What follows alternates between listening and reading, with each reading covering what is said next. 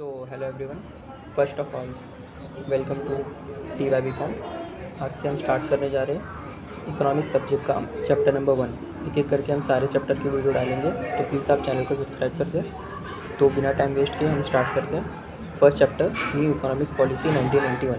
पहले हम इसका इंट्रोडक्शन देखेंगे, फिर the rational of new economic policy 1991 and कुछ इसमें चेंजेस हुए थे, important policy changes in new economic policy 1991। तो इसका इंट्रोडक्शन देखते पहले, फिर बाद में हम आंसर को स्टार्ट करेंगे। इंट्रोडक्शन में क्या बताया, 1991 ये one of the most significant है इकोनॉमिक के हिस्ट्री ऑफ इंडिया में। मतलब 1991 ये इकोनॉमिक्स में बहुत इंपॉर्टेंट माना जाता है। क्यों? क्योंकि उसमें बहुत सारे चेंजेस हुए थे हमारे इकोनॉमिक्स के पॉलिसीज़ और फंक्शनिंग में। सिंस 1951 से हमारा इंडिया 5 ईयर प्लान का पॉलिसी अडॉप्ट करता था, पर वो हम मिक्स इकोनॉमी अडॉप्ट करते थे। With government controlling some of the most strategic industrial sector, there were several controls of the government over the use of resources by the private sector. This were in the forms of, मतलब कि government हमारी control करती थी सारी, but जो private sector जो run करते थे उनके ऊपर बहुत सारे रेगुलेशन थे, बहुत दबाव थे। वो कौन कौन से थे? Industrial licensing, import licence and control, foreign exchange regulation. मतलब जितने भी प्राइवेट इंडस्ट्री थे वो लोग को ये सब लाइसेंस, ये सब जितने भी एक्ट पास किए थे गवर्नमेंट ने, ये सब को फॉलो करना पड़ता था। तो इसकी वजह से क्या होता था कि हमारा जो इकोनॉमी है वो बहुत लो इसमें चलता था, मतलब बहुत लॉस में चलता था। The reason why mixed economic system and the socialistic pattern of economy was followed because India was an underdeveloped economy। और हमारा इंडिया पहले से ही मतलब उस टाइम पे अंडर डेवलप था। तो इसके लिए हम मिक्स इकोनॉमिक सिस्टम और socialistic pattern of economy follow करते थे। तो इसको नेसेसरी था that the government control and regulate the use of scarce resource and then for the benefit of the people. तो ये बहुत ज़रूरी था कि गवर्नमेंट जितने भी हमारे पास रिसोर्सेज है उसको बहुत ऑप्टिमम यूटिलाइज करे for the benefit of the people. The main objective, फिर the private sector was not given the free hand to operate a purely market oriented economy because was believe that it will exploit people. तो हम private sector के हाथ में economy चलाने के लिए नहीं देते थे। उस टाइम पे गवर्नमेंट ऐसा सोचती थी कि प्राइवेट सेक्टर के हाथ में अगर हमारा इकोनॉमी गया तो वो पीपल को एक्सप्लॉइट करेंगे अपने प्रॉफिट के लिए। तो इसके वजह से क्या हुआ, the main objective of the plan growth strategic was large scale industrialisation through public sector. तो वो लोग क्या सोचते थे गवर्नमेंट उस टाइम की कि हम पब्लिक सेक्टर के थ्रू ही इंडस्ट्रियलाइजेशन मतलब लार्ज सेक्टर पे करेंगे। Control of import to promote local industry, regulate the financial sector to divert resources to the weaker section of the society and keep private monopoly under check. तो जब हमारा ये सब उस टाइम पे ये लोगों का सोच था कि प्राइवेट सेक्टर को अगर देंगे तो वो लोग एक्सप्लॉइट करेंगे, तो फिर हमारा न्यू इकोनॉमिक पॉलिसी बना। उसका क्या व्यू था, विज़न था कि हम इंडस्ट्रियलाइजेशन को ग्रोथ पे लेके आएंगे और जितने भी हमारा रेगुलेशन है, रेगुलेशन को हम हटा देंगे। Through the objective of planets were to uplift the poor and create employment and seem appropriate for the nation. ये इसकी वजह से हमको हमारा क्या ऑब्जेक्टिव था कि हम लोग को जो गरीब लोग हैं उनको ऊपर करना है, एम्प्लॉयमेंट जनरेट करना है और कंट्री के रिसोर्सेज को ऑप्टिमम यूज़ करना है। This were in the forms of corruption by the public servant, shortage of. तो उस टाइम पे जो हमारी गवर्नमेंट थी वो कंट्रोल करती थी, पूरा उनके हाथ में था सारा कंट्रोल। तो उस टाइम पे क्या होता था कि करप्शन बहुत ज़्यादा बढ़ गया था। Corruption by the public servant, shortage of resources के शॉर्टेज हो रहे थे, high cost of production and high prices, जिसकी वजह से प्रोडक्शन का कॉस्ट बढ़ जा रहा था और हमारे गुड्स के प्राइसेस बहुत हाई हो रहे थे। India was a high cost less efficient economy, मतलब हमारे इंडिया में जो भी गुड्स प्रोड्यूस होते थे उसका कॉस्ट बहुत हाई होता था और लेकिन उससे एफिशिएंट इकोनॉमी नहीं थी हमारी। मतलब कम हमारा जो आउटपुट था वो ज़्यादा था, लेकिन इनपुट था वो ज़्यादा था लेकिन आउटपुट कम था। जिसकी वजह से हम इंटरनेशनल मार्केट में कम्पीट नहीं कर पा रहे थे। The public sector enterprise played a very significant role in creating employment and providing several goods and services at low cost। Public sector का क्या काम होता है कि वो एम्प्लॉयमेंट जनरेट करे और लोगों को गुड्स एंड सर्विस दे, जो कि इसेंशियल गुड्स एंड सर्विस है, और एट लो कॉस्ट में दे। However, due to mismanagement of resources, lack of accountability and excessive focus on social objective, many of these enterprise made losses and become a burden to the taxpayer। लेकिन mismanagement के वजह से क्या हुआ कि government loss में चल रही थी और उसका बर्डन सीधा टैक्स पेयर पे आता था। Because of all this problem in 1980, फिर ये सब प्रॉब्लम को देख के 1980 में क्या हुआ, the government began to bring some measures to liberalisation the economy from the government control. फिर 1980 में गवर्नमेंट ने क्या सोचा कि हम फ्री कर देंगे, लिबरलाइजेशन मतलब फ्री कर देना, मतलब गवर्नमेंट के कंट्रोल से हम ये सब चीज़ को फ्री कर देंगे, तो ताकि प्राइवेट सेक्टर ये फील्ड में आए और प्राइवेट सेक्टर अपना प्रॉफिट के साथ साथ कंट्री को ग्रो भी करे।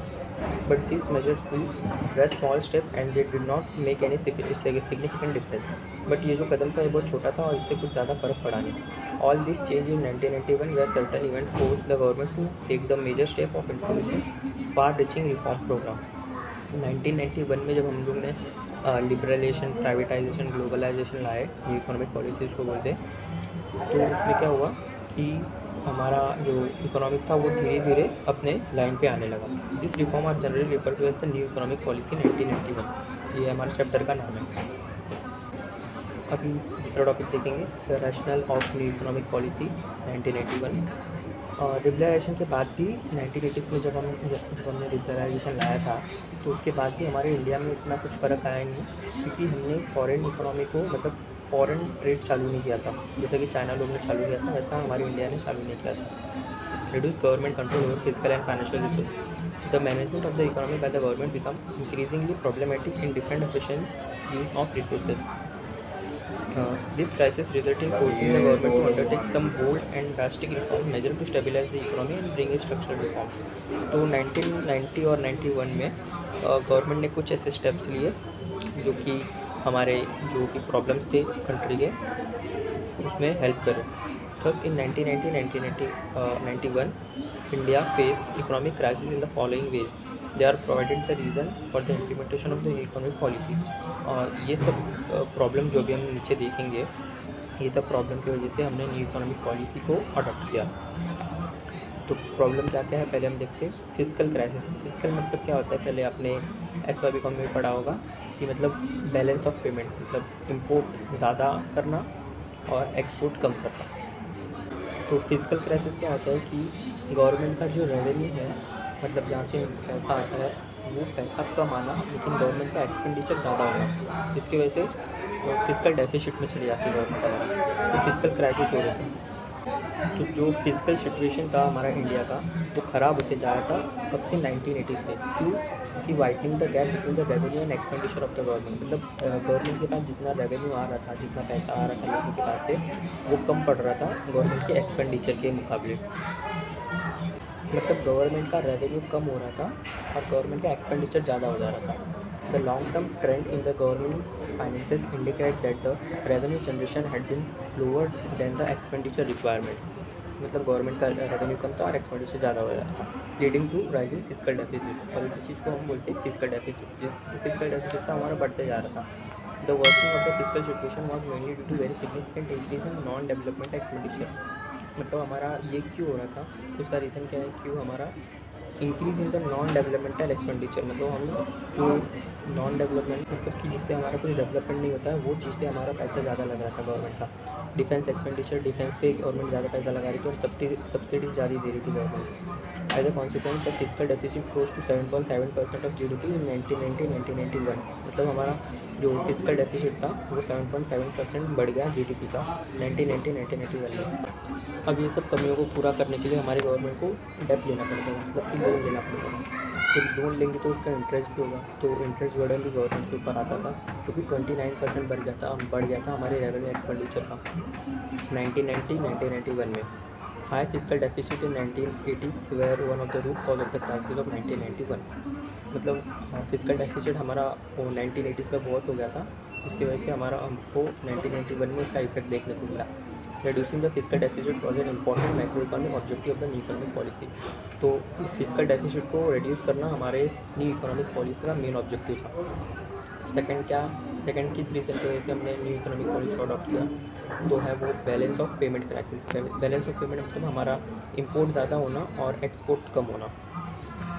तो हम फॉरेन कंट्री से इंपोर्ट तो कर रहे थे, मतलब सामान मंगा रहे थे और एक्सपोर्ट कुछ नहीं कर रहे थे, मतलब बहुत कम कर रहे थे इंपोर्ट के मुकाबले।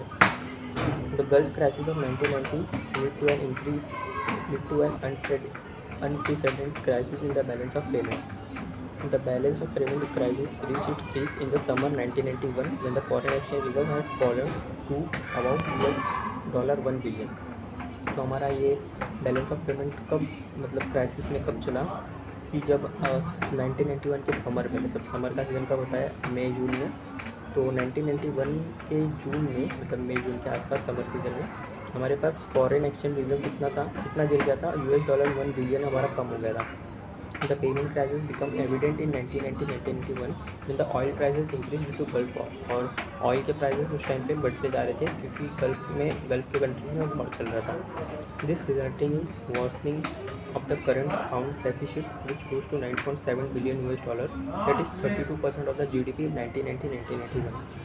तो इसके वजह से हमारा डेफिसिट और बढ़ गया जो कि 3.2% of the GDP in 1991। There was a deterioration in the invisible account due to lower remittance. A large number of Indian workers work in the Gulf region and send money to the remittance to India। मतलब जो हमारे India से worker लोग जाते हैं बाहर के देश में काम करने, वो लोग का भी जो मनी था हमारे इंडिया में वो भी आना बंद हो गया। क्यों? क्योंकि वॉर चालू था, तो इसकी वजह से वो लोग का जॉब लॉस्ट हो गया and reduce the remittance to India current account in the balance of payment.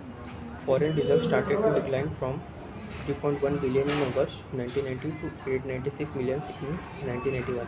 जो हमारे पास फॉरेन रिजर्व था वो डिक्लाइन होता गया, जो कि 1990 में 3.1 बिलियन था अगस्त में और 1990 में, और 896 मिलियन हो गया 1991 के जनवरी में, रिड्यूस हो गया। इसका क्या कारण था कि ऑयल के प्राइसेस में राइज हो रहा था और हमारी को जो हमारी जो इंडियन रेसिडेंट्स जो फॉरेन में गए हैं वो लोग के पास जॉब नहीं है, तो वो लोग को सैलरी मिलती थी, तो इसकी वजह से हमारे इंडिया में भी पैसा नहीं आता था। Oil price rise and sharp fall in the foreign remittance from Indian worker in the Gulf region. However, the balance of payment crisis of 1990 was not simply due to a deterioration of trade account. It was also, ये खाली इसके वजह से नहीं हुआ, ये also इसकी वजह से भी हुआ, due to adverse development of the capital account reflection, the loss of the confidence in the government ability to manage।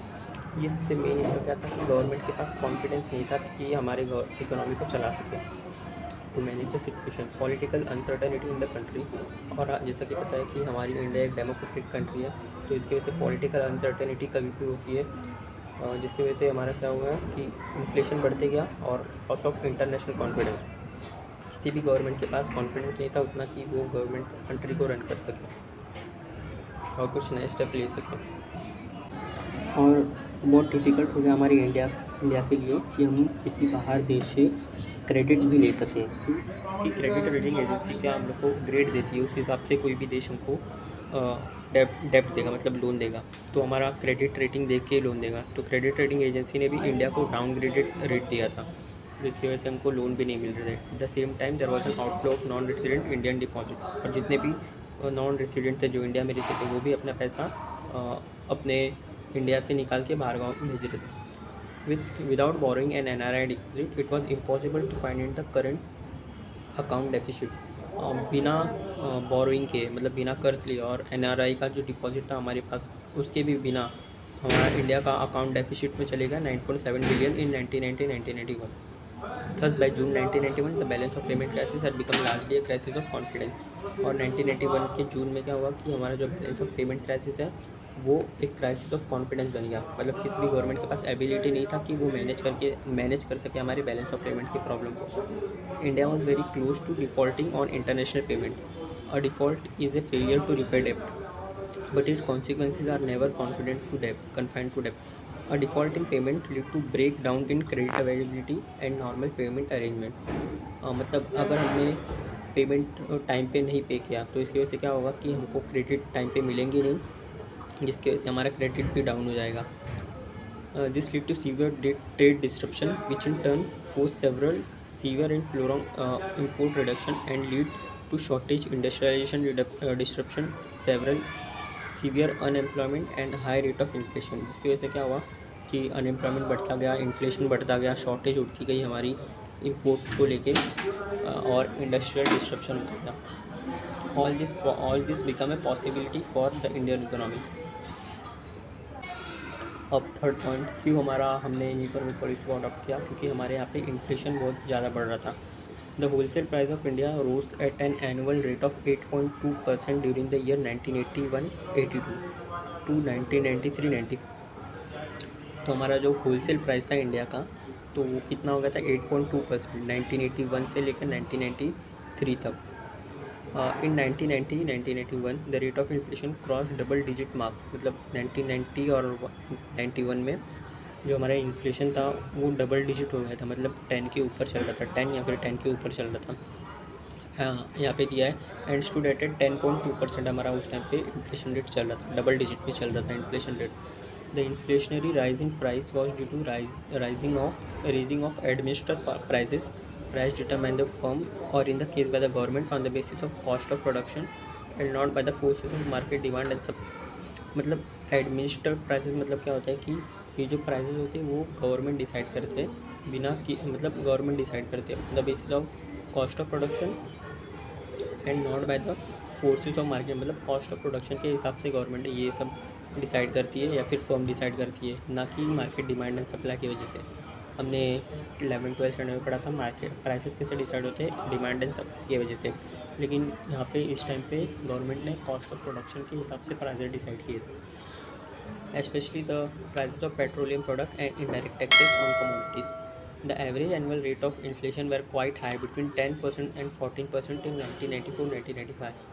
तो हमारा जो एनुअल रेट ऑफ इन्फ्लेशन वो बहुत ही ज़्यादा बढ़ गया था, 10% से लेकर 14% तक चले गया था 1994-95 में। तो आज के लिए इतना ही। अब नेक्स्ट लेक्चर में हम देखेंगे objective of new economic policy. I hope तो आपको एक्सप्लेनेशन पसंद आई होगी, तो चैनल को सब्सक्राइब करके रखें ताकि आपको नेक्स्ट वीडियो के नोटिफिकेशन मिलते रहे। Thank you, thanks for watching.